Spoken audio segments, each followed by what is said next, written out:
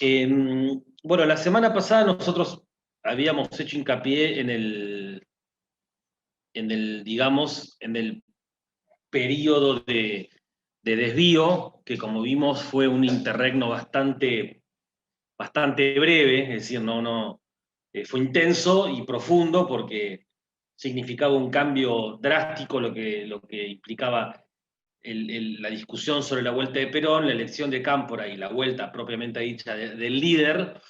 pero fue breve desde el punto de vista de que las contradicciones que se habían estallado con el Cordobazo hicieron que lo que parecía que podía generar una salida duradera no lo fuera. También habíamos explicado que cuando hablamos de desvío no existen formas puras de desvío en el sentido de que todo en ese periodo político esté tenido bajo la lógica del desvío, sino que se combinó con ataques de la derecha, con el inicio de ataques de la derecha, con la continuidad de acciones de la clase trabajadora,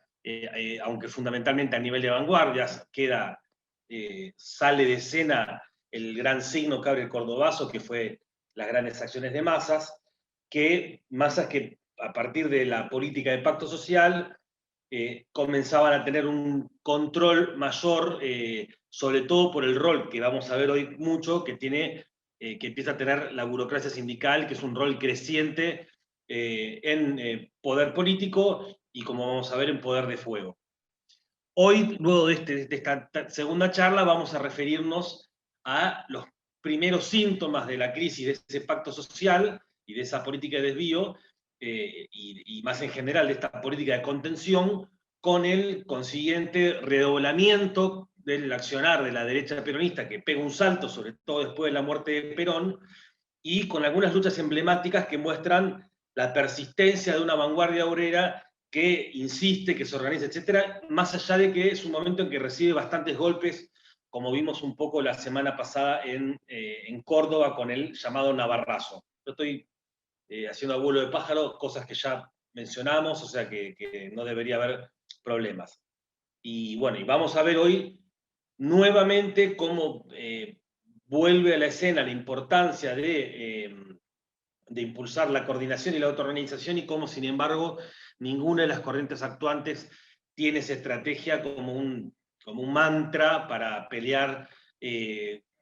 como política para reagrupar, fortalecer, redoblar y preparar a la vanguardia para cuando estallara el pacto social, que es lo que pasa apenas un año después, en 1975. Yo había pensado, un poco lo decía hace un ratito, había pensado la posibilidad de hacer hoy una charla final, pero me pareció que agarrar todo lo del 74, el Villazo, el Rodrigazo y las conclusiones era como mucho, y vienen siendo charlas bastante densas de contenido, así que vamos a mantener el plan de 4 charlas. Yendo al grano, luego de la introducción que hice, nosotros ya habíamos visto algunas cosas, las voy a mencionar simplemente porque ya las charlamos, ¿no? Entonces no vamos a estirarlo. Luego del gobierno de Cámpora y Solano Lima, hay una presión por parte del propio Perón para que renuncie. Cámpora asume Lastiri, que era el yerno de López Rega, en un gobierno interino, que es el que prepara la elección en la que finalmente gana la fórmula Perón-Perón por un 61% de los votos. Después déjenme que me anote, pero después quiero retomar una cosa que me quedé pensando por la discusión de clasismo. Si alguien tiene la deferencia de hacerme acordar al final, quería mencionar una cosa sobre el clasismo que discutimos la vez pasada que me quedé pensando. ¿Alguien puede? Dale, Juli López me hace acordar. Bueno, gana la fórmula Perón-Perón por el 61% de los votos. Obviamente había una expectativa enorme, como se puede ver en el porcentaje masivo de votos a la fórmula peronista. Hay un dato que está en el video de Facundo Aguirre que me parece muy importante por la pregunta que, si no recuerdo mal, creo que hacía Nico la vez pasada, que es que hay una lista de un ex trotskista que forma lo que se llama la corriente del marxismo nacional, del socialismo nacional, que es Jorge Abelardo Ramos, que presenta una lista de diputados adosada a la fórmula Perón-Perón, o sea, llama a votar a Perón, pero no va con la lista oficial del justicialismo, y la lista de Abelardo Ramos saca 900.000 votos, lo cual me parece sintomático de la importancia que tenía la influencia del peronismo de izquierda como sector político por un lado, y al mismo tiempo cómo había todo un sector social en la base del peronismo, que aún teniendo expectativas con la vuelta de Perón, con la asunción de Perón, etcétera, etcétera, era una presión por izquierda o era una expresión por izquierda del propio justicialismo, lo cual no es para nada despreciable, casi 1 millón de votos en ese momento político pero tan centrado en la figura del líder. La fórmula de Juan Carlos Coral y el Petizo Páez, que es la fórmula del PST, saca 180.000 votos, y que, como dijimos la vez pasada, estoy haciendo un repaso, fue una política bastante audaz del PST en un momento verdaderamente difícil, que hace que la elección del 2019 haya parecido un soviet comparado a la expectativa que había con Perón. Perón se apoya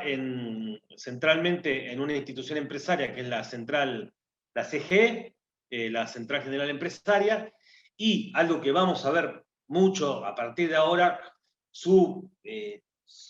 institución central alrededor del cual articula su poder, su política represiva, su interlocutor frente a la izquierda peronista, su todo, es la burocracia sindical, es la CGT y particularmente es la UOM, que ganan un peso enorme bajo su presidencia, y es a la que le encomienda nada menos la política de represalias contra la izquierda peronista y fundamentalmente contra la vanguardia obrera, que es algo que después vamos a retomar, que la política central de la represión de la derecha peronista no es tanto intervenir en la disputa dentro del peronismo, como sí pensaba Montoneros, que hacía ataques a Ruch, etcétera, etcétera, para tratar de torcer a Perón, sino que la derecha peronista se focaliza mucho en la vanguardia obrera y en las corrientes y sectores políticos que tienen que ver con la vanguardia obrera, que es algo que vamos a retomar después. Desde ese punto de vista, Perón continúa una tarea principal para su tercera presidencia, que es blindar a la burocracia sindical y con ella, o atrás de ella, el pacto social, que significaba que ante las masas todavía no había una línea de ataque directo, sino de contención sobre los férreos marcos institucionales y represivos y patoteriles de la burocracia sindical con corazón en la Unión Obrera Metalúrgica. Perón, desde ese punto de vista, si tomamos las definiciones que hicimos en la primera charla de Perón o el primer Perón, como una expresión de un bonapartismo sui generis de izquierda, tomando y adaptando la definición de Trotsky sobre Cárdenas, adaptándola porque es diferente, en ese momento, y la otra vez decíamos que Cámpora era un gobierno de tipo frente populista desde ese punto de vista porque se apoya en Montoneros. El tercer gobierno de Perón es un intento, creo yo, bonapartista de derecha, que se apoya en la burocracia sindical y en las policías o en sectores parapoliciales, pero ligadas a las policías, donde hacia las masas no es un momento, por lo menos fines de la década del 70 y toda la primera parte de la década del 70, no, de 1973 y la primera parte de 1974, no hay ataques indiscriminados a las masas, sino fundamentalmente control social, y se focaliza la represión en la vanguardia obrera y las corrientes y referentes políticos ligados a la vanguardia obrera. Perón encabeza un muy pero muy acelerado, tomando la definición de zigzag, un zag a derecha, sin dejar una sola ambigüedad y sin tomar una sola medida que digas, bueno, mira, hizo un gesto a la derecha, pero tomó esta medida social, hizo un gesto a la burocracia, pero hizo lo otro, como un poco hace el kirchnerismo, que a veces que te hace aborto, pero te ajusta, etcétera, etcétera. Eso fue un gobierno que dejó absolutamente claro, sin ningún tipo de ambivalencia, que no venía a arbitrar en el sentido del primer peronismo, sino a encabezar un rol bonapartista de derecha, tomando la definición, como decía antes, de la primera charla. En 1974 hay un hecho que es el copamiento del cuartel de Azul por parte de la guerrilla, lo cual es utilizado por Perón y por el peronismo para apretar las clavijas y endurecer las políticas represivas para hacerlas más eficientes. Se endurece y se modifica el Código Penal, lo cual es una herramienta que termina siendo fundamental para las patronales que utilizan figuras del nuevo Código Penal para lidiar con la insurgencia obrera, con las comisiones internas combativas, con los delegados opositores, etcétera, y una manera de separarlos, reprimirlos, echarlos, etcétera, para separarlo de las grandes masas que, insisto, la política central era de contención con el pacto social. En enero de 1974 sigue como yo estaba diciendo disculpen un segundito,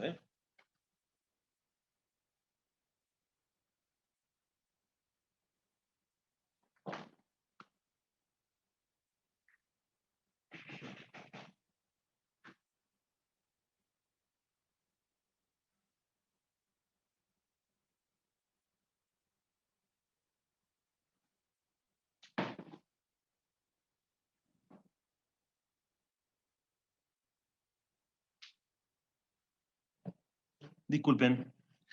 Yo venía diciendo que todas las políticas, no solo los gestos, sino las políticas de Perón en este momento, tienen la misma tendencia política de derechizar la política estatal. Entonces, recién mencionaba la reforma del Código Penal, después del copamiento del cuartel de Azul. En enero de 1974, Perón hace un hecho inédito, y aparte que habla del peso que tenía la sociedad televisiva y del espectáculo, llama a una entrevista a los 8 diputados de la tendencia peronista, o sea, de Montoneros, y en una audiencia pública filmada y televisada los hace renunciar como diputados, atacándolos de manera durísima, diciéndoles que hay una disciplina que hay que cumplir. Vuelve a hablar de infiltrados, como ya habíamos dicho la charla pasada, y habla de derrotar a la izquierda marxista y peronista, es decir, que unificaba para él lo que era la amenaza represiva, la amenaza para el peronismo y para Argentina de conjunto, que era la izquierda, sin establecer distinciones entre la izquierda marxista y peronista. Los llama delincuentes, a los que nosotros pensamos y discutimos la semana pasada, que llamaba formaciones especiales a la izquierda peronista,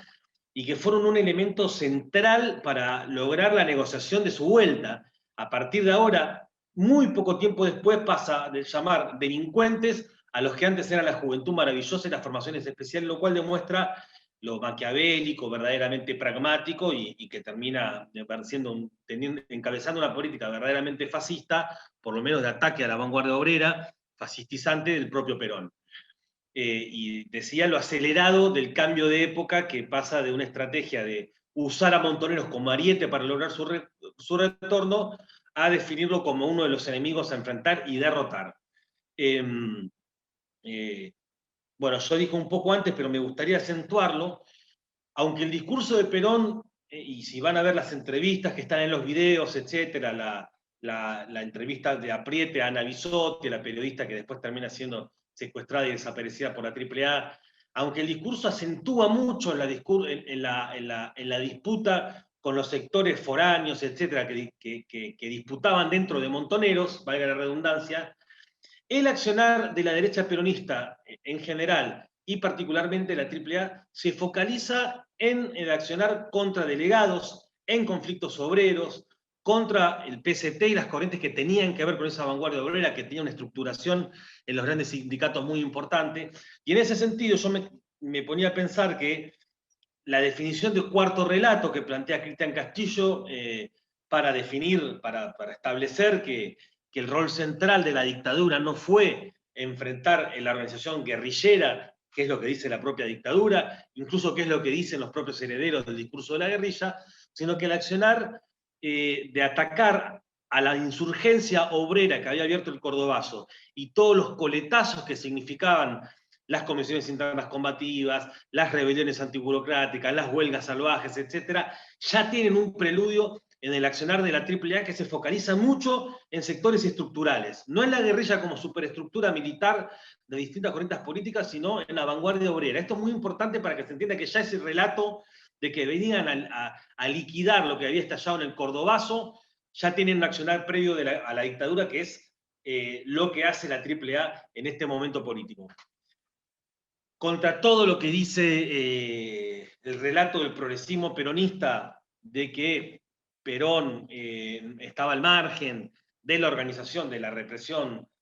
ilegal por parte del peronismo de derecha, aparece un documento firmado por Perón en el que habla de liquidar a los infiltrados, y cito textualmente, con los medios que se determinen en cada lugar. Es decir, que da una luz verde para que cualquier sector de la derecha peronista, que fundamentalmente, insisto, y es muy importante entenderlo, estaba articulada alrededor de la conducción de los grandes sindicatos, tienen la luz verde y la confirmación oficial de que no había cerco, que no había viejo gagá, que no había nada de lo que decía la izquierda peronista, sino que es el propio Perón el que encabeza el giro a derecha de manera muy consciente, con un objetivo muy funcional, con arreglo a fines, no improvisado, que era separar a las masas de una vanguardia radicalizada que, si ganaba peso y si entraba en crisis la política del pacto social, podía volver que lo que había abierto el cordobazo se multiplique en escenarios muchísimo más revolucionarios, porque ya no enfrentarían a una dictadura, sino al propio sector político y al propio líder político que había sido traído justamente para exorcizar ese proceso. Yo había dicho la vez pasada que hasta ese momento las fórmulas que habían puesto el justicialismo para las elecciones a gobernador eran un gobernador que era progresista, ligado a la tendencia o al sindicalismo combativo, como en el caso de Córdoba, y un vice ligado a la burocracia sindical, excepto en Córdoba, que es más una fórmula que expresa el sindicalismo cordobés de conjunto. Luego de eso hablamos de que vino el Navarrazo, que es un golpe de Estado policial encabezado por el jefe de la policía Navarro, que pasa a la clandestinidad a Tosco y a Salamanca, que era el dirigente maoísta del sindicato Esmata cordobés. Se interviene la CGT de Córdoba, y dijimos un poco la vez pasada, pero quiero remarcarlo, que ni Tosco ni Montoneros denuncian esta política de Perón. Y es muy importante esto. Los Montoneros ni siquiera denuncian la política del pacto social. Y Tosco, y esto es absolutamente clave, que me gustaría que lo pensemos juntos, lo que hubiera significado, no enfrenta al Navarrazo, lo cual era un escenario que podía haber generado una brecha y pensar una situación política completamente diferente a partir del año 74. Obregón, Cano y los Montoneros buscan negociar con Perón, o sea, para decir si lograba que desautorice el golpe policial, y esa negociación con un Perón que justamente no estaba negociando es infructuosa. El 2 de marzo el propio Perón interviene por escrito y apoya lo que estaba sucediendo en Córdoba, y Obregón, Cano y Atilio López, en lugar de llamar a la resistencia o lo que fuera, capitulan y renuncian y permiten que avance el golpe de Estado policial y de la derecha peronista que había tenido el impulso y el aval del propio Perón. En ese momento en Córdoba se hacen actos relámpagos, la relación de fuerzas estaba en disputa, y el propio Tosco dice que no había relación de fuerzas para pelear. Dice, ¿por qué? Y cito, no la frase exacta, pero dice algo muy parecido, que Navarro encabezaba un levantamiento de cientos, dice él, de fascistas enfierrados, o sea, armados, dice él. Entonces, yo acá quiero plantear una reflexión. En la tierra del Cordobazo y del Viborazo, un par de cientos de policías armados que habían sido derrotados 2 veces, la policía de conjunto, no un par de cientos, la policía de conjunto había sido derrotada y rodeada en primer lugar por el movimiento obrero y el movimiento estudiantil, y en el Viborazo por el movimiento obrero. Ese sector del proletariado, que era la vanguardia absolutamente más experimentada, combativa, prestigiosa del proletariado argentino, no podía derrotar un par de cientos de fascistas armados. Es evidente que sí. Digo. Entonces, una vez más, volvemos a lo que vimos la semana pasada. Lo que faltaba era una decisión política de enfrentar a Perón por parte de Agustín Tosco, que, vuelvo a decirlo, hubiera cambiado el curso de los acontecimientos de manera dramáticamente progresiva. Un enfrentamiento con milicias, es decir, con armamento del sector del proletariado, en comités de base de fábricas que discutan la protección de los delegados, el armamento para enfrentar a estos fascistas, etc. Un frente único de las organizaciones obreras con comités de base en toda la base obrera hubiera permitido derrotar al Navarrazo, o por lo menos lo planteo como hipótesis, y seguramente hubiera herido severamente la política de Perón, que no casualmente comenzó esta política en Córdoba, y metió una bomba de tiempo a la política del pacto social que hubiera permitido que si una vanguardia triunfante hubiera emergido en la Córdoba insurgente, hubiera permitido que una vanguardia emerja con mucho más peso social y tenga un prestigio ganado ante una burocracia sindical que lo único que garantizaba era congelamiento de salarios y ataque a la vanguardia. Yo no sé si se termina de entender esto, compañeros, lo del Navarrazo. Digo, si se termina de entender que hay una cosa que dicen los historiadores que no tiene mucho sentido discutir lo que llaman la historia contrafáctica, pero nosotros no somos historiadores, nosotros somos militantes. Entonces, es muy importante saber que en determinado momento histórico había condiciones que si se tomaban determinadas decisiones hubieran permitido que la historia sea diferente. Y no estamos hablando de un problema de que un error te permitió que en vez de ganar 22% de aumento te paguen 18%. Estamos hablando de que permitió que se fortalezca la derecha peronista, que haga una sangría, que ahora voy a volver, de 2.000 a 2.500 personas en ese año que le sigue, y que llegue la vanguardia desarmada a cuando estalla el Pacto Social en 1975. Es fuerte lo que estoy tratando de decir. Si había una voluntad política de enfrentar al Navarrazo, que significaba comprender y decir explícitamente que era una política de un golpe en plazo fijo, organizado por el propio Perón, hubiera emergido una vanguardia muchísimo más madura, con mucho más prestigio y con mucha más fuerza social para enfrentar a la burocracia sindical del peronismo y para enfrentar al Perón, pero eso justamente es lo que no quería Tosco. Ni hablar Montoneros. Yo estaba pensando que, parafraseando a la famosa frase de Lenin de apoyar el fusil cuando hay un golpe de la derecha en Rusia encabezado por el general Kornilov,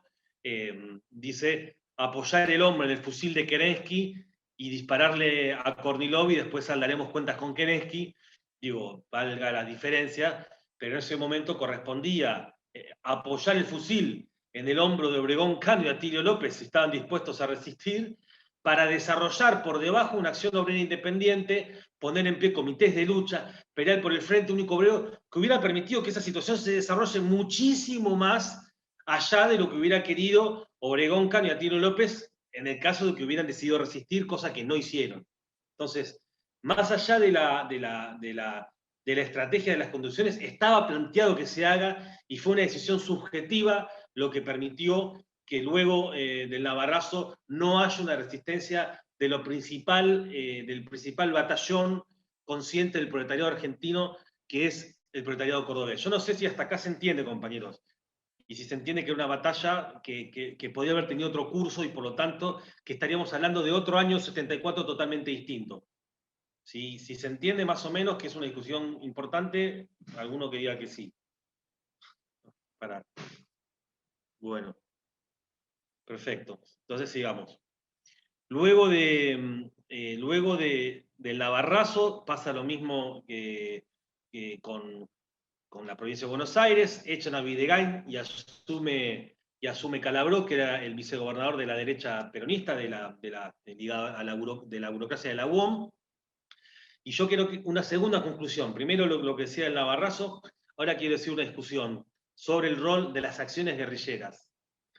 Me gustaría señalar lo importantemente reaccionario que son las consecuencias de las acciones de la guerrilla en este momento cuya legitimidad estaba en declive. En otros momentos la guerrilla gozaba de un prestigio social muy importante que permitía que sus atentados o ataques, etcétera, por ejemplo, el ataque al propio general Aramburu, goce de un prestigio social y eran vistos sectores que aparte a veces hacían reparto de alimentos que robaban de camiones de grandes empresas, etcétera, le había dado un prestigio muy importante, ligado fundamentalmente al peso represivo que todavía tenían las dictaduras. Bueno, en este momento las acciones de la guerrilla juegan un rol donde aparte en muchos casos mueren conscriptos, o sea, soldados que eran enrolados por el servicio militar obligatorio, no era como ahora un ejército de afiliación voluntaria, profesional, sino que era un ejército de servicio militar. Entonces, conscriptos que capaz que eran hijos de un albanil, morían en un atentado que era ridículo desde el punto de vista militar y que desde el punto de vista político jugaban un rol absolutamente reaccionario porque legitimaba cada uno de los giros a derecha por parte del gobierno peronista y por parte del andamiaje legal e institucional en Argentina. Cada atentado blindó a la burocracia sindical. Cada atentado generó que Perón pueda discutir la modificación de la ley de asociaciones profesionales, del Código Penal, y en última instancia que tenga la posibilidad de que la AAA desarrolle un accionar muchísimo más fuerte que justamente no iba contra la guerrilla, el accionar de la AAA, porque no se instaló en Córdoba, no se instaló en Tucumán, sino que iba fundamentalmente contra las organizaciones de trabajadores, como después vamos a ver en el Villazo. Entonces, acá es muy importante para que se entienda contra toda visión ingenua y obviamente y mitológica de las organizaciones guerrilleras, que cada acción de la guerrilla tenía una consecuencia que era el endurecimiento del aparato del Estado, no fundamentalmente contra la guerrilla, sino contra la vanguardia obrera. Después de eso viene Mendoza, la intervención de Salta, de Santa Cruz, todas las provincias donde había habido gobiernos de unidad entre la izquierda peronista y la derecha peronista, termina habiendo golpes, lo cual fue como una especie de golpe en cómodas cuotas, donde se fue derechizando y creando una situación excepcional de legalidad para reprimir a los sectores avanzados del proletariado y a los sectores políticos ligados a ellos. Nosotros ya habíamos dicho que la AAA tiene el acto oficial a fines del 73, que no casualmente es un ataque contra el senador radical Hipólito Solari Irigoyen, que había votado en contra de la ley de asociaciones profesionales, o sea, una ley fundamental para el peronismo. La organiza, como dice el video muy claramente Facundo Aguirre, López Rega, con el asesoramiento de un criminal de guerra, el croata Milo de Bojetich, y una serie de dirigentes policiales exonerados por mafiosos, por ladrones, por todo lo que ya sabemos. El 30 de enero del 74 se publica la primera lista negra, que también está en el video de Facundo, que está Santucho, Nahuel Moreno, bueno, dirigentes de la guerrilla, dirigentes políticos, gente de la cultura, una especie de Dream Team de dirigentes reconocidos por sectores de vanguardia y corrientes ligadas al movimiento obrero y popular. Yo acá quería hacer una reflexión. ¿Por qué no se habla tanto de la AAA? La AAA tiene 2.000 personas o 2.500 personas. Entiendo que las cifras más económicas que se calculan es 1.500 personas secuestradas, desaparecidas o asesinadas. Piensen que es un 15%, no sé, un 5%, un 10% de lo que fue el golpe militar. O sea, es una cosa muy grande lo que hizo la AAA. ¿Y por qué no se habla mucho? Porque hay un pacto, digo, que se ve incluso en los juicios de lesa humanidad, que es un pacto del régimen político que no se cuestione el rol que jugó el peronismo como disciplinador del movimiento obrero y particularmente de la vanguardia, porque lo hizo alrededor de instituciones que tienen que mantenerse incolumes, como es la burocracia sindical. No se puede discutir eso porque para el régimen significa poner en cuestión lo que es el rol de las burocracias bajo el sindicato, porque la burocracia sindical fue el corazón alrededor del cual se articuló la AAA. Es un problema para el régimen político, para el Estado argentino, que solamente se juzgue a los militares y que no se discuta la represión del peronismo como fenómeno político y de la burocracia sindical como organización social, de policías en el movimiento obrero. Y en este caso el rol de policía se jugaba abiertamente con todas las de la ley como policía verdaderamente, porque era una labor absolutamente asesina. Entonces, insisto, hay 2.000 personas muertas o desaparecidas con la burocracia sindical como rol central, con la UOM en el centro de eso, y sin embargo cuesta mucho que se discuta, y eso es un poco lo que yo planteo en el libro Villazo, de por qué también se habla poco del Villazo. ¿Por qué se habla poco del Villazo? Porque es el único aso,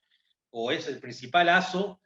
que siendo un pueblo en ese momento pequeño, como es Villa Constitución, enfrentó la represión no de dictadores, no de militares, sino del gobierno peronista y de la burocracia sindical peronista, que son sectores políticos y sociales que hay que mantener permanentemente como policía, no solo en los 70, sino actualmente para control social y para evitar que los sectores trabajadores ante las crisis cobren un curso revolucionario.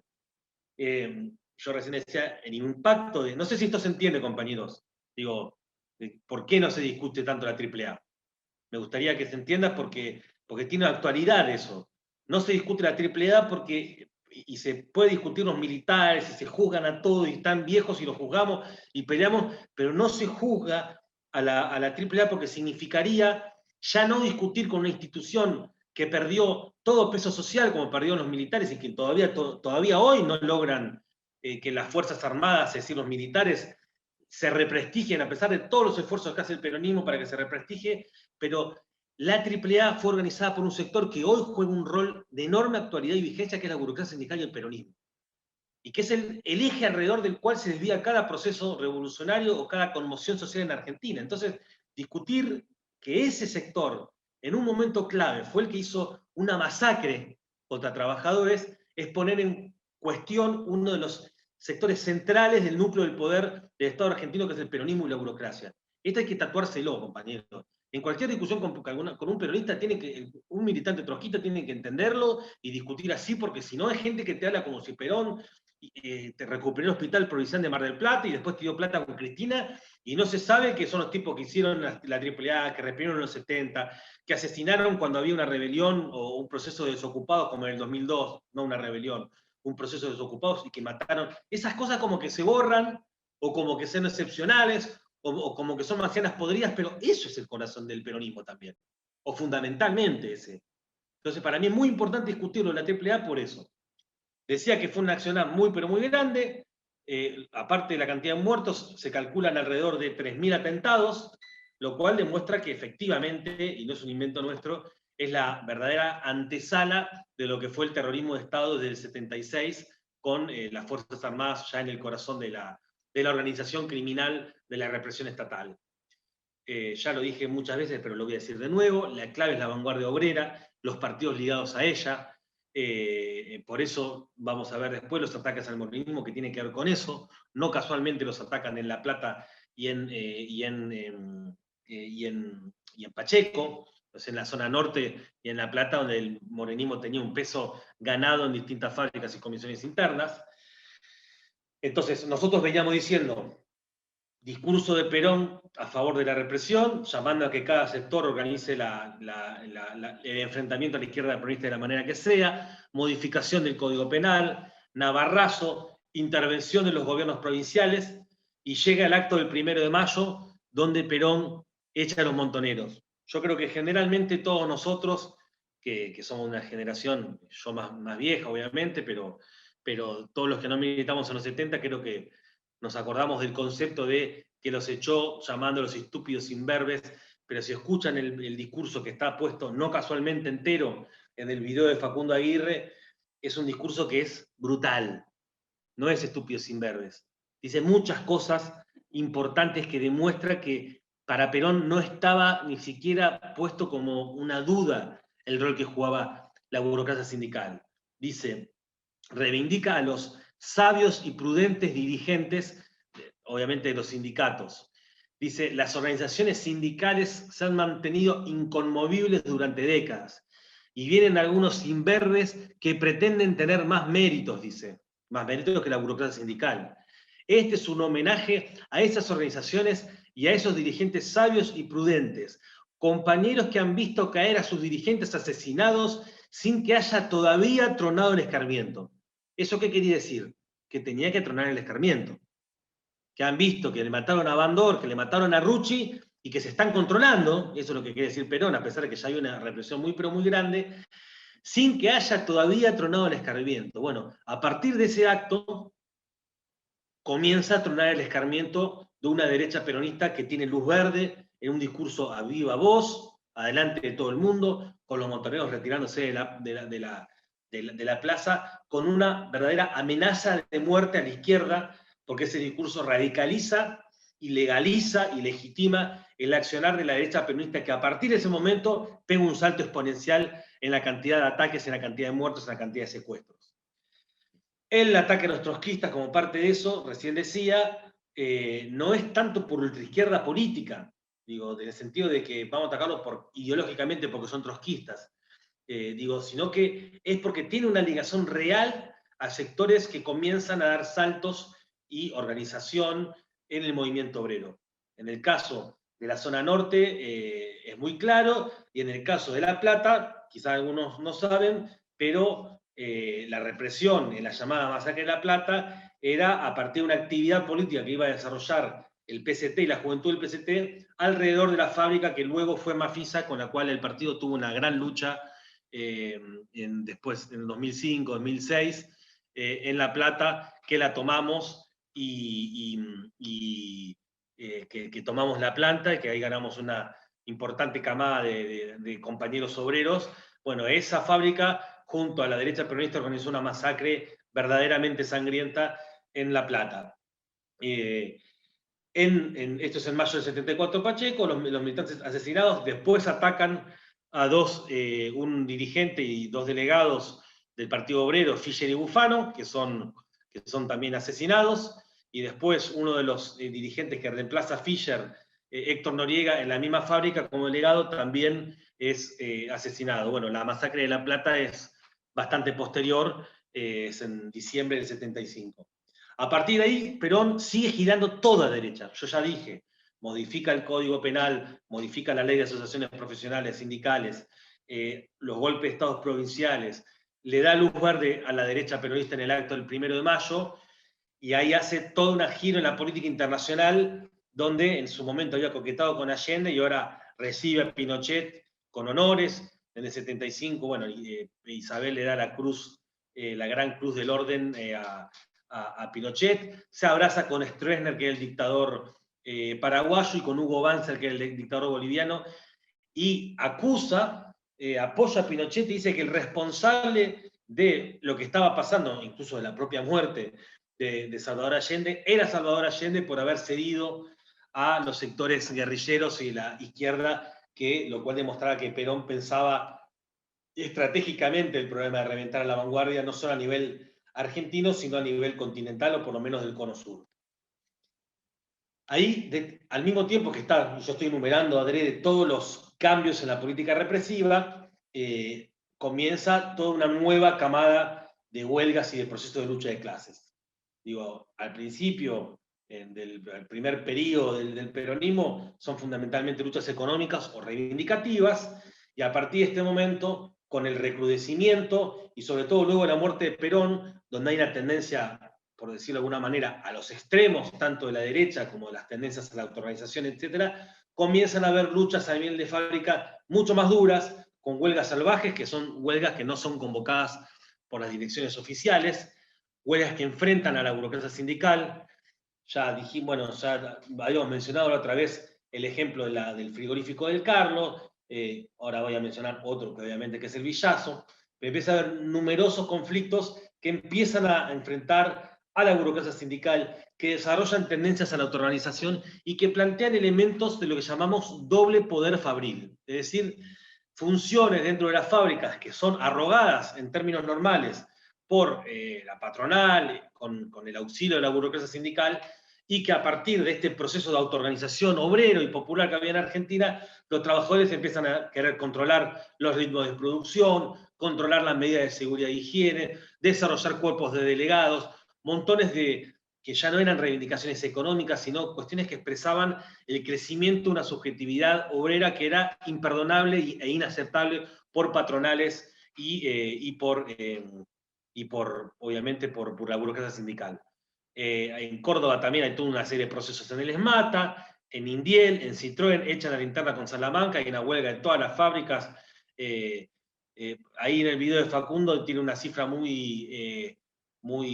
pero muy clara, que dice que en los últimos meses del 74 hubo 270 huelgas, es decir, que era un desvío que tenía mucho peso de la movilización y que demostraba que había sectores de vanguardias muy, pero muy activos. Muy, pero muy activos. Había una vanguardia muy activa, y yo vuelvo a lo que planteaba la charla pasada, de que no existía una corriente que tenga una política sistemática de articular a todas estas vanguardias que en frigoríficos, metalúrgicas, aceiteras, montones de ramas de la industria comenzaban una vanguardia y no había una política de coordinarla. No solo de que se forme una coordinadora como institución nacional, sino de que se formen coordinadoras locales comités de lucha entre distintos sectores donde no daba para coordinadora, no había una política sistemática para que eso se convierta en una vanguardia organizada y fortalecida, que se prepare para hacer política sobre las masas que se veían hastiadas de lo que significaba para sus condiciones de vida el pacto social y el congelamiento de salarios. Dentro de esos procesos, el más avanzado es el Villazo. Yo, compañeros y compañeras, como entre los que estamos conectados hoy, hay muchos o sea, que leyeron el libro Villazo, o por lo menos que participaron en alguna de las charlas que hice o que hicimos con Titín sobre Villazo. No me voy a detener, y aparte está el video, digo, no me voy a detener tanto, sino que quiero decir los conceptos que significa el Villazo, porque si no va a estirar muchísimo más de lo que yo pretendo. Entonces, el Villazo fue un levantamiento antiburocrático, fundamentalmente, contra dos grandes problemas. Una patronal despótica, digo que está bueno, hay algunos analistas que señalan que en alguna fábrica similar a Sindar, las patronales tenían una política de cooptación y de paternalismo con los obreros mucho más grande, y eso Loma Negra, por ejemplo, en Olavarría, la fábrica de Amarita Fortabat, decía que la fábrica tenía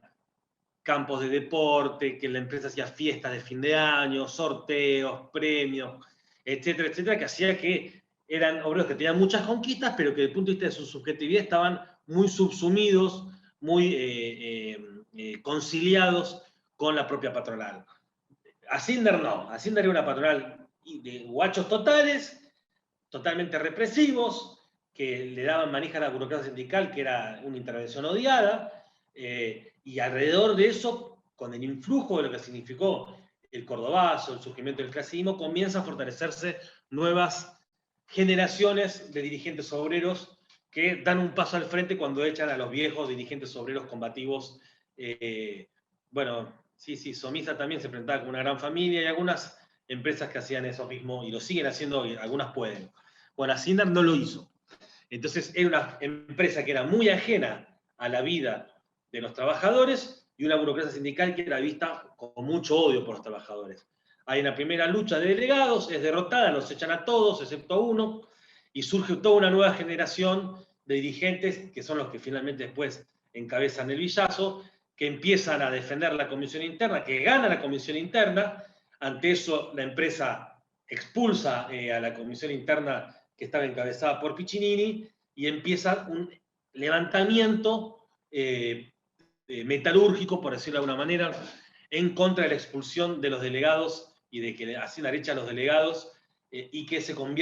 extiende a otras fábricas, a Metcon, que luego fue para Metal, a Marathon, a montones de a Bilber y a montones de talleres más, que empieza a mostrar que había un levantamiento antiburocrático de metalúrgicos en el corazón de la burocracia sindical, que era la UOM. Esa actividad, compañeros, no se podía tolerar. No era una fábrica más, no era un sindicato, no era el ESMATA, que tenía otro peso. La UOM era el sindicato que había puesto sucesivamente a cada secretario general de la CGT en Argentina, era el corazón del movimiento obrero. Entonces, tocarles el bolsillo, meterles el dedo en el ojo a los dirigentes de la UOM, a los dirigentes sindicales en la UOM, era una cosa que era una afrenta y un desafío intolerable por el peronismo, por Perón y por la burocracia sindical. En ese momento, en febrero del 74, la UOM convoca elecciones en todas las seccionales de la UOM a nivel nacional, excepto en Villa Constitución, y hay todo un levantamiento general exigiendo que también haya fecha para delegados, para elecciones en Villa Constitución, que finalmente la burocracia la tiene que dar para fin de año, y se da una movilización enorme de trabajadores metalúrgicos que habían hecho huelgas durante semanas, que habían organizado asambleas de hasta 5 o 6.000 trabajadores metalúrgicos en todas las fábricas, y conquistan la fecha de la elección para la seccional de la UOM Villa Constitución, que es lo que se conoce como el primer Villazo o el Villazo. Ese proceso, yo dije, había que frenarlo. Y eso vamos a ver después, la charla que viene, que en el 75 se da una represión brutal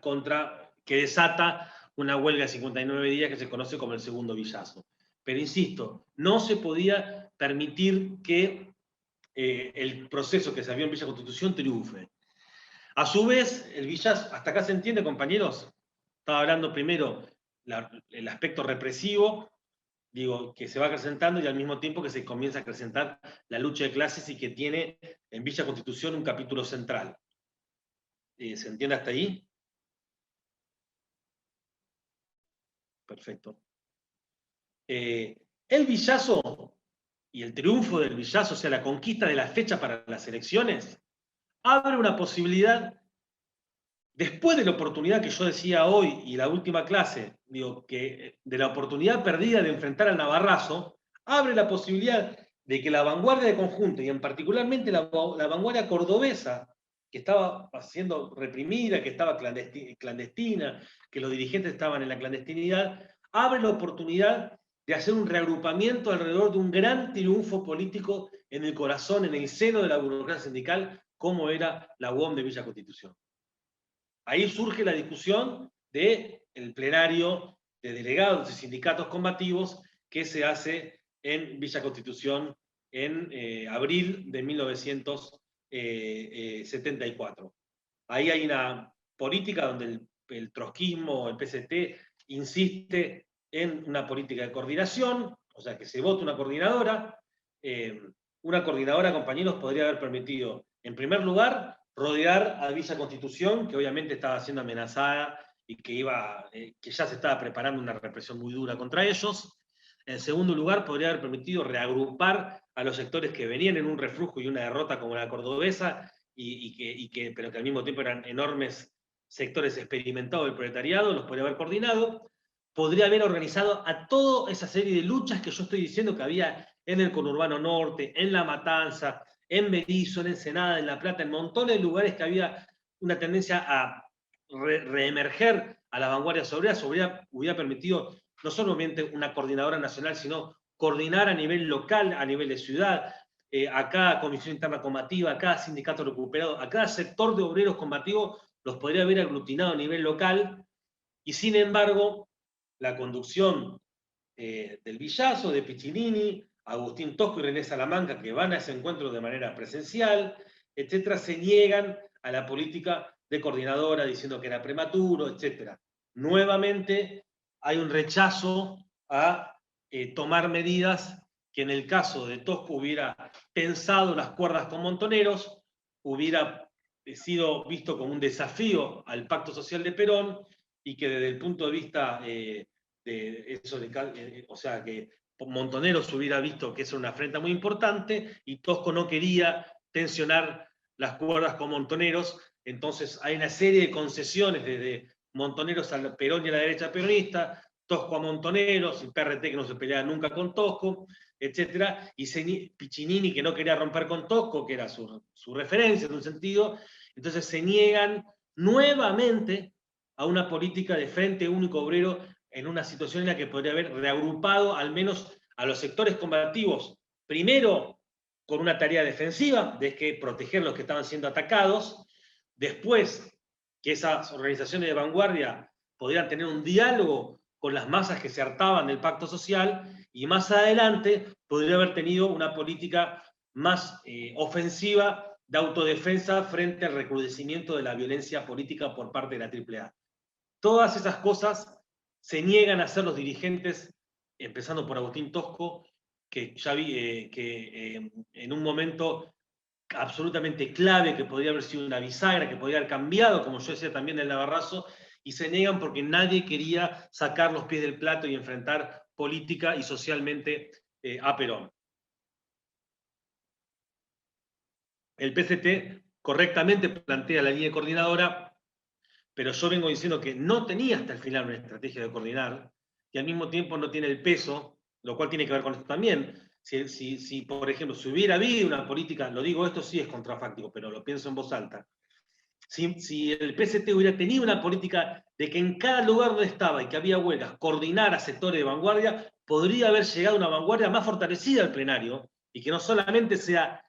el PST el que plantea la coordinadora, sino la comisión interna de acá, el sector de obreros de allá, el grupo de obreros de acá, el sindicato recuperado tal, el que plantea la necesidad de la coordinadora, lo cual hubiera sido más difícil rechazar a Tosco, Piccinini, Salamanca, etcétera, y todos los que estaban presentes, Montonero no fue, hubiera sido más difícil rechazar la política de coordinar una vanguardia que necesitaba a los gritos, estar unida,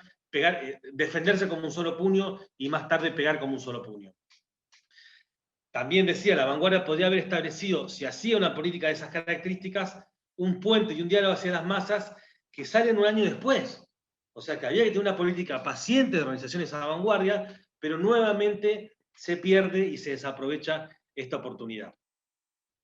Yo ya vengo diciendo, la política, se entiende, yo después lo voy a retomar, pero no sé si se entiende que yo vengo tratando de señalar cómo se pierden oportunidades para impulsar una estrategia, o sea, una táctica de Frente Único Obrero que, bajo la estrategia de que gane peso una vanguardia combativa, que le gane peso y dialogue con los sindicatos peronistas. Lo vimos luego del Cordobazo, lo vimos con el Viborazo, lo vimos frente al Navarrazo y ahora lo vemos en el plenario de Villa, y siempre la misma política que no quieren enfrentar en las calles y políticamente a Perón. Es una gran conclusión que nuestra lectura de la década del 70 tiene que tener. Se sigue recrudeciendo ya con Perón muerto la política represiva.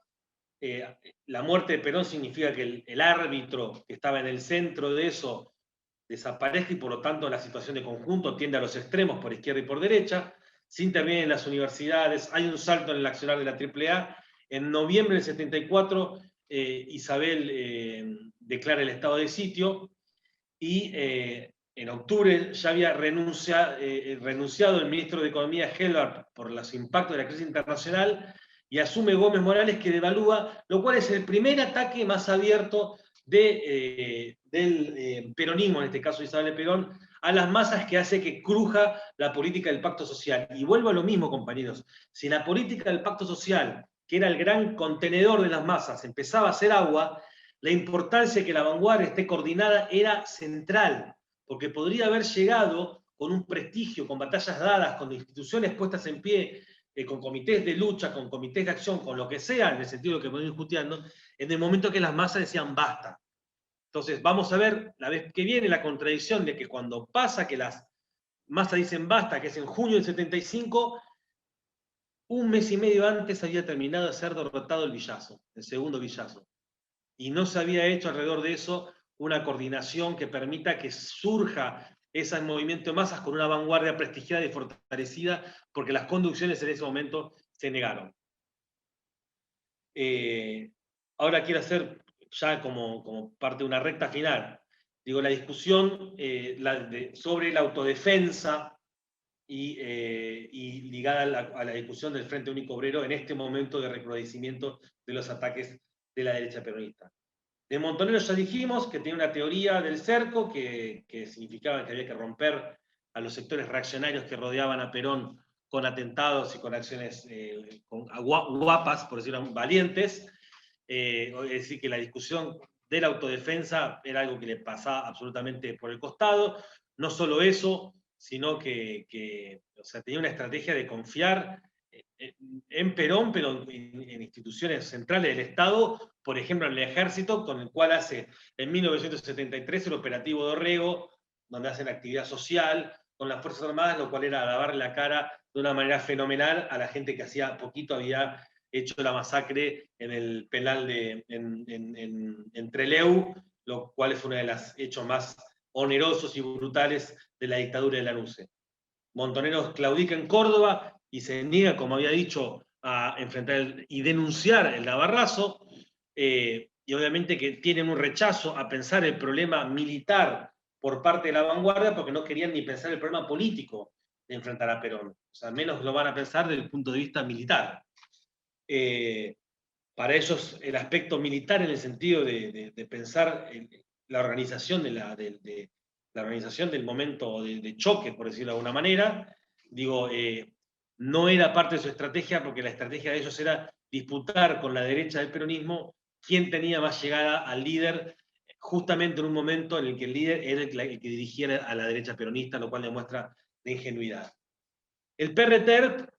comienza a estar más claramente metido en otra cosa, por decirlo de una manera, aunque tenía peso en las fábricas, dirigía comisiones internas, etcétera, etcétera. Instala la compañía Ramón Rosa Jiménez, reclaman ser reconocidos como fuerza beligerante, es decir, ser reconocidos como un ejército legal, formal. Ellos, ya dijimos, pero lo vuelvo a repetir, que tienen la expectativa de que el conflicto armado llevaría a la intervención por parte del imperialismo, y que la intervención por parte del imperialismo generaría un foco, el foco permitiría que la bronca se extienda hasta sectores populares y se convierta en una guerra de liberación nacional, que es una definición, guerra de liberación nacional, que demuestra que tiene una estrategia de conciliación de clases, que consideraba que para enfrentar al imperialismo había que unir a la clase trabajadora, a sectores de la burguesía no monopolista, etcétera, curas progres, y por eso tenía una afinidad con el Partido Comunista, con Tosco, etcétera, y una negativa, y esto es muy importante decirlo, una negativa bastante consuetudinaria, bastante filosófica a la autorganización obrera. Digo, y vuelvo a decir, los atentados que organizaba la guerrilla profundizaban la política represiva. Y las organizaciones guerrilleras no impulsaban ni la autorganización de los trabajadores como coordinación de luchas, etcétera, etcétera, ni menos que esa vanguardia a los cuales los tipos le quitaban un peso muy importante, piense la posibilidad de defenderse ella misma frente a los ataques de una derecha peronista y la AAA que los atacaban. Ni siquiera ellos ponen el aparato militar de ellos al servicio de las huelgas. Ellos tomaban decisiones autónomas por fuera de las decisiones de las asambleas, de las coordinadoras, de lo que fuera, y por ejemplo, en medio de las huelgas del Villazo, ¡boom!, mataban a un gerente ligado a la patronal Hacienda, y eso generaba que las condiciones de esos conflictos se recrudecen y se hicieran mucho más duras. O sea que jugó un rol muy reaccionario en el sentido literal, derechizando las condiciones más generales porque legitimaban la represión estatal, y en el caso de conflictos derechizaban las situaciones alrededor en las cuales peleaban esos obreros que tenían asambleas, instancias de autoorganización, etc.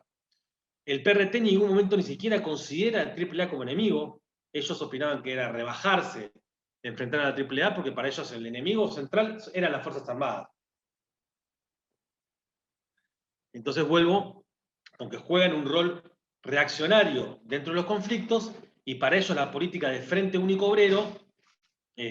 significaba fundamentalmente que no existía, y que era el partido en sí mismo el que mesiánicamente reemplazara con su accionar la necesidad del reagrupamiento de la vanguardia y de que esa vanguardia hable con las masas. Hay una separación entre vanguardia y masas para ellos que es bastante criminal, y un desprecio bastante abierto por la democracia y por la autorganización obrera, que se expresa también en su política de separar obreros avanzados de las propias fábricas y llevarlo a la disputa en el Monte Tucumano, que era una disputa en la que participaban solamente ellos. De Tosco creo que ya quedó claro el rol que juega en este sentido, y ahora me quería detener en el rol del morenismo, del PST. ¿Hasta acá se entiende, compañero? Creo que sí, ¿no?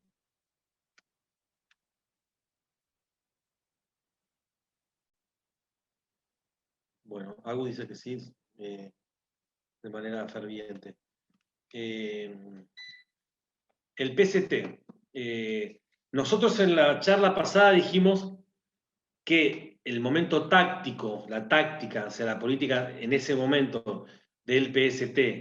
respecto a la campaña electoral del 73 fue un momento bastante correcto, una política bastante correcta, en una situación verdaderamente dificultosa de enfrentar el peso político que tenía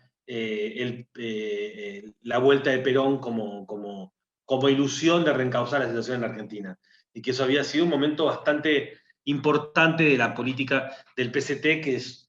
señalamos al pasar, no nos detuvimos, que había tenido una estrategia previa bastante oscilante, centrista, bastante mala, de unirse y hacer un partido común con Santucho, de haber coqueteado con la Revolución Cubana, de haber coqueteado con la guerrilla con el foquismo como filosofía, bastante ecléctico en sus puntos de vista teóricos, etc. Pero discutimos que la táctica electoral fue un momento bastante correcto. El PST, incluso alrededor de esa táctica electoral, pero también como una política propia de estructuración, logra tener peso en bastantes fábricas y lugares. En Bagley participa con un rol bastante importante en la lucha del frigorífico del Carlo, en Santa Rosa, en Cristalux, en el sindicato bancario, que tenía peso y responsabilidad dirigente en ese lugar, y tiene la línea de impulsar coordinadoras zonales, etcétera, etcétera. En Villa, ya dije, plantean la coordinación, pero sin mucha fuerza, y también lo pensaban desligado a la autodefensa por lo menos, aunque sea la defensa, no en el sentido de milicias, sino la defensa en el sentido literal de delegados que eran golpeados, y no lo plantean como un gran problema central en un momento en el que era un problema central. Ellos correctamente denuncian el pacto social, correctamente no tienen los métodos guerrilleros y rechazan lo que podríamos decir una visión militarista mesiánica que tenía, por ejemplo, el PRT. En determinado momento, luego de los golpes que reciben en sus locales, sobre todo en Pacheco, agitan la necesidad de hacer milicias o brigadas de autodefensa. O sea, plantean el programa de que la vanguardia obrera asume un paso más en su organización, pensando el problema de la autodefensa como una cuestión clave. Pero luego retroceden de eso. Eso está bien explicado en el video de Facundo. Luego retroceden y a la necesidad de organizar y, por decirlo de alguna manera, armar a la vanguardia, reemplaza eso por una política que se llama de Frente Democrático, como una alternativa que negaba la importancia del Frente Único Obrero, porque dicen un elemento que es real, que las burocracias son las que dirigen las bandas fascistas. Entonces no se puede pensar el Frente Único Obrero para enfrentarse y protegerse de las bandas fascistas si esas bandas fascistas estaban organizadas por la burocracia sindical. Eso efectivamente plantea un problema. Y sobre todo plantea un problema, por decirlo de alguna manera, con la letra de lo que había escrito Trotsky, porque Trotsky planteaba en diferentes países la política de autodefensas y puntualmente la formación de milicias ligadas o como exigencia a organizaciones de masas dirigidas por socialdemócratas o comunistas que eran atacadas por el fascismo, por ejemplo, por supuesto, en Alemania. Entonces, era una política de exigencia y de planteo hacia las organizaciones de masas y sus direcciones para que ellas se pongan al frente de enfrentar a las bandas fascistas, y como para Trotsky una gran política para desarrollar por abajo la autoorganización y el armamento de una vanguardia que tienda a superar justamente a esas direcciones conciliadoras que se negaban a enfrentar de manera consecuente al fascismo cuando las bases sí le daban la voluntad para hacerlo. Acá decía, la derecha dirigía esas organizaciones. Entonces, la manera que correspondía pelear por algún tipo de autoorganización y de milicia obrera no era alrededor de la exigencia centralmente a los sindicatos desde los cuales salían los Falcon Verde, sino alrededor del reagrupamiento de las organizaciones obreras combativas, las comisiones internas recuperadas, sectores o polos obreros combativos de distintos lugares, etcétera, etcétera. Es decir, que la autodefensa en este momento político del año 74 estaba, y sobre todo la segunda mitad del año 74, estaba planteado como un gran problema, como una gran bandera para que la vanguardia obrera se unifique, pelee y que piense el problema de la autodefensa, que implicaba discutir el armamento frente a los ataques de las brigadas fascistas. O sea, no como una exigencia normal del sindicato, sino como un planteo para la vanguardia, pero la vanguardia se niega. Pero como decía, en lugar de desarrollar las consecuencias revolucionarias de esa contradicción que decía Moreno, en que los sindicatos dirigidos por el peronismo eran los que impulsaban las bandas fascistas, Moreno gira a lo que podemos decir frente al mesianismo guerrillero, una política, parafraseando al Partido Obrero, democratizante. Firma un programa con lo que se llama el Grupo de los Ocho, con otros 7 partidos políticos, que era un programa en defensa de la democracia, con la idea de que, ingenua absolutamente, de que se podían organizar y dirigir a esos sectores políticos y a sus bases a ganar las calles contra el accionar de la AAA. Eso tenía 2 problemas. Uno, que no se iban a organizar las bases del radicalismo contra el rol de la AAA, porque el propio Balbín, pocos meses después, dijo que había que derrotar la guerrilla febril de las fábricas. O sea, el radicalismo era un partido del Estado argentino, entonces no iba a haber, frente a la derecha peronista, no iba a haber bien que los obreros se armen, que hagan milicias, que protejan a sus delegados, etcétera, etcétera. O sea, una ingenuidad absoluta y una lavada de cara enorme a los partidos del régimen, empezando por el radicalismo. Y en segundo lugar, que como estrategia real hacia la vanguardia obrera, la desarmaba, literalmente la desarmaba. porque había ataques sistemáticos, y confiar que la defensa de esa vanguardia dependa de un acuerdo político con partidos que eran absolutamente enemigos de la clase trabajadora, demuestra un rol bastante equivocado y una estrategia bastante centrista. Entonces, todo lo que fue una táctica correcta frente a la posición electoral del 73 se enmarca en una estrategia de conjunto que no era revolucionaria y que impide que el PST pueda jugar un rol, como vamos a ver el año que viene, después del Rodigazo, donde estaba tambaleando el gobierno de Isabel Perón, que pueda jugar un rol revolucionario en el periodo que se abre ya cuando las masas estallan alrededor de la crisis del Rodrigazo. Vuelvo a decir lo que ya vengo diciendo en cada uno de estos momentos, una vez más se perdió la oportunidad de enfrentar y de derrotar a esa derecha peronista, de consolidar una vanguardia y de que sea esa vanguardia la que se prepare y labure sistemáticamente con el horizonte de la intervención de las masas, que pasó muy poco tiempo después. Se derrota, insisto, el segundo Villazo en abril y ganan las masas las calles en junio del 75 con el Rodrigazo. Para terminar, yo siempre digo que creo que esta charla es más corta que la anterior y no lo logro. Para terminar, quiero decir cosas generales que vamos a retomar la vez que viene. En primer lugar, se ve que hay una negativa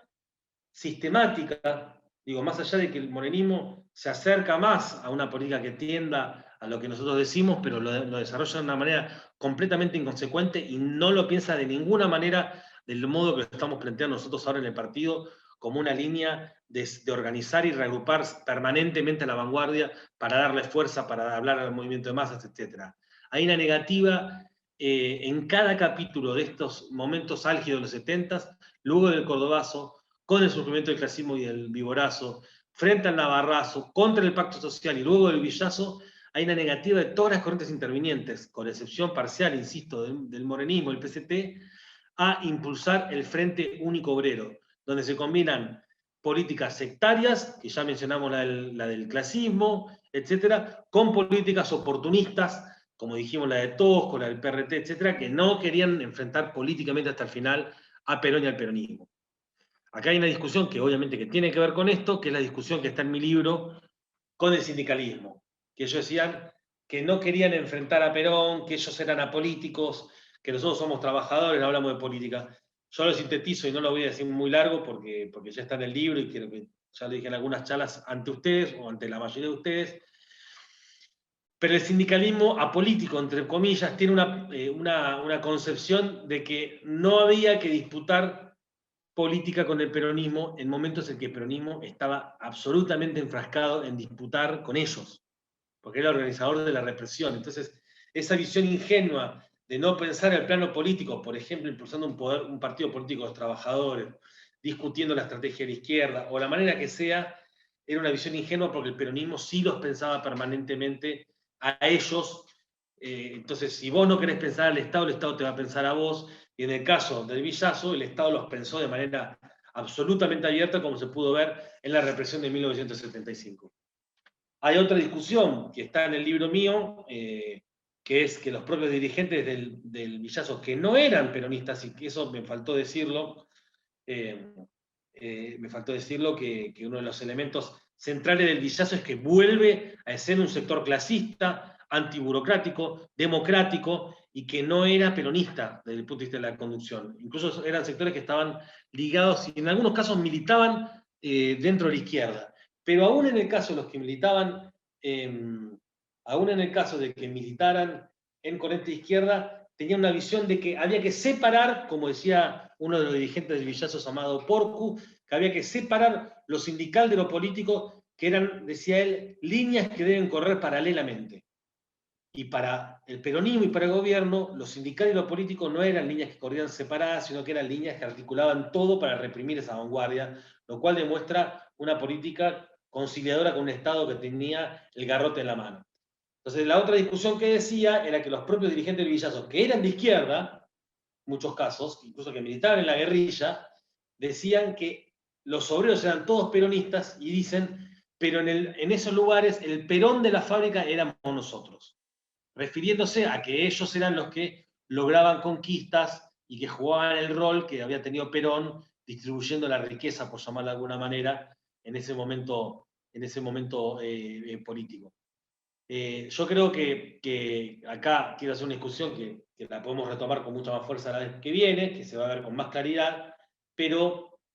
nosotros hoy estamos hablando de la importancia de moldear una vanguardia en un momento donde todavía hay mucha expectativa con el gobierno actual o con el kirchnerismo en general. Digo, ahí hay una discusión, digo, de los tipos dicen, ¿todos los obreros eran peronistas? Sí, mayoritariamente los obreros eran peronistas. Digo, eran peronistas. Levantaban los dedos en B, pero las acciones que encaraban comenzaban a enfrentar y empezaban a chocar de frente, o sea, no de manera lateral, elíptica, chocaban de frente con la burocracia sindical del peronismo, con el gobierno peronista y con el propio Perón. O sea que comenzaba una experiencia muy, pero muy acelerada del movimiento obrero peronista con sus propias direcciones que podían permitir que en determinado momento, cercano en el tiempo, si actuaba un partido revolucionario, si había una política de Frente Único Obrero permanente, si había una línea para organizar y unir a la vanguardia en comités de base, en Frente Único Obrero, en todo lo que venimos diciendo, eso hubiera permitido que emerja una vanguardia clasista que pueda dirigir a un movimiento que hasta hacía un año había sido peronista para enfrentar y derrotar por izquierda de manera revolucionaria al gobierno peronista, evitando que sea Videla el que lo derrote. Eso es lo que estaba planteado. Pero para eso había que enfrentar la política del peronismo, había que pensar alternativas políticas al peronismo, había que enfrentar a la burocracia sindical, había que cuestionar el pacto social y hasta el final, con la excepción parcial del morenismo y del PCT, nadie lo hizo. Por la discusión, bueno, nosotros tuvimos una reunión de dirección donde estuvimos pensando mucho en lo que significa para nosotros moldear una vanguardia, pero es algo que lo quiero retomar la vez que viene. Digo, pero estaba planteado en este momento, en muchos momentos de estos pocos pero largos años de los 70, estaba planteado que si hubiera habido un partido que moldee con estas peleas políticas a una vanguardia, peleando con fracciones en los sindicatos, en comisiones internas combativas, coordinadas, podría haber habido una voz con un peso preponderante en el momento en que el hartazgo con la política económica del peronismo hace volar por los aires al pacto social, como fue con el Rodrigazo. Digo, yo con esto voy a terminar. En este momento estaba absolutamente planteado eso, absolutamente planteado, y sin embargo ninguna de las corrientes políticas se llevó hasta el final la política de desarrollar el Frente Único Obrero como una manera que podía haber puesto en jaque a la burocracia sindical y pensar una resolución absolutamente más radical.